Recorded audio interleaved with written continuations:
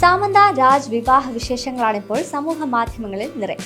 December 1 തന്റെ വിവാഹ ചിത്രങ്ങൾ സാമന്ത സോഷ്യൽ മീഡിയയിൽ പങ്കുവച്ചപ്പോൾ എല്ലാവരുടെയും കണ്ണ് ഒരുപോലെ ഉടക്കിയത് സാമന്തയുടെ വിരലിലെ വിവാഹ മോതിരത്തിലേക്ക്. സമീപകാലത്ത് നടന്നിട്ടുള്ള സെലിബ്രിറ്റി വിവാഹങ്ങളിൽ നിന്നും വ്യത്യസ്തമായിരുന്നു സാമന്തയുടെയും രാജിന്റെയും വിവാഹം. വിന്റേജ് ശൈലിയെ അനുസ്മരിപ്പിക്കുന്ന രീതിയിലുള്ള വജ്രമോതിരമാണ് സാമന്തയുടെ വിരലിൽ രാജ് അണിഞ്ഞത്.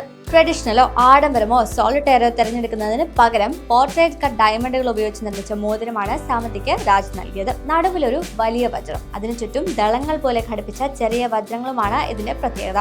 ഈ വജ്രങ്ങൾ പ്രത്യേകം കട്ട് ചെയ്തെടുത്തതാണ്. മോതിരത്തിന്റെ ഡിസൈൻ ആദ്യം ഒരു ഡിസൈനറിനെ കാണിച്ച ശേഷം അതിനനുസരിച്ചാണ് ഈ വജ്രങ്ങൾ മുറിച്ചെടുക്കുന്നത്.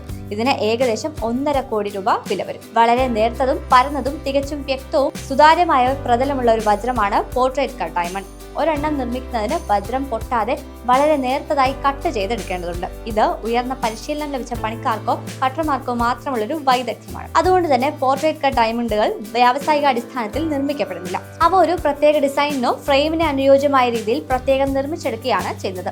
ഗ്രീസിലെ ഏതൻസിൽ നിന്നുള്ള ആഭരണ നിർമ്മാതാവാണ് സാമന്തയുടെ വിവാഹ മോതിരത്തിന് പിന്നിലെന്നാണ് റിപ്പോർട്ട്. പ്രമുഖ ഡിസൈനറായ അർപ്പിത മേത്തയാണ് സാമന്തയ്ക്കായി വിവാഹ സാരി ഒരുക്കിയത്.